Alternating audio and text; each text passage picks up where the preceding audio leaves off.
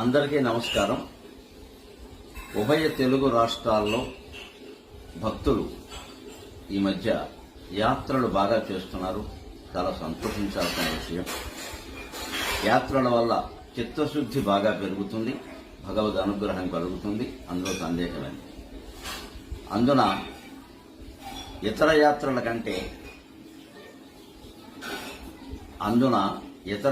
కంటే అరుణాచలం యాత్ర చేసేవారి సంఖ్య చాలా పెరిగింది.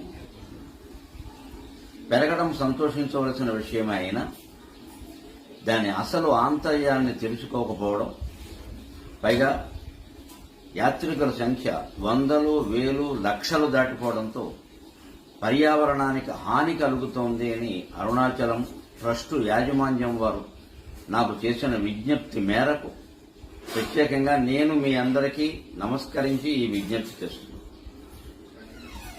మనం యాత్ర చేయడంలో ఉద్దేశ్యం రమణ మహర్షి చాలా స్పష్టంగా చెప్పారు. గిరి ప్రదక్షిణ గురించి సంచార సమాధి అన్నారు. అంటే సమాధిలో ఉండేవాళ్లు ఒకే చోట ఉండి స్థిరంగా అంతర్ముఖులై ఒక శిలాసదృశ్యంగా మారిపోతారు. అలాగే కాకుండా కళ్ళు తెరుచుకొని తిరుగుతూ చూస్తూ కూడా సమాధిలోకి వెళ్లవచ్చు. అందుకు గిరి ప్రదక్షిణం ఉపయోగిస్తుందని చెప్పారు.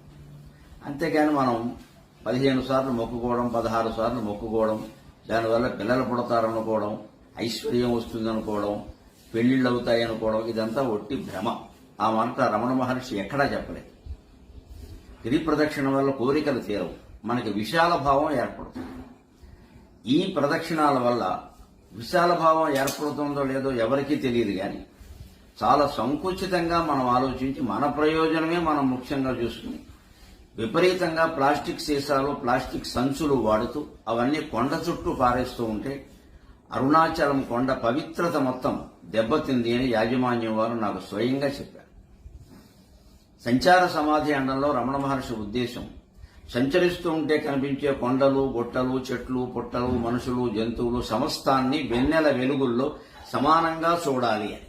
అది జరగకపోగా అక్కడ ఉన్న ప్రకృతిని మనం పాడు చేస్తున్నామంటే ప్రయోజనం మనకి లేకపోగా కొండకి నష్టం కలిగేలా, తద్వారా అరుణాచలేశ్వరుడు మనల్ని ఆగ్రహించేలా, రమణ మహర్షి సైతం బాధపడేలాగా మనం ప్రవర్తిస్తున్నామని భక్తులందరూ అర్థం చేసుకోవాలి.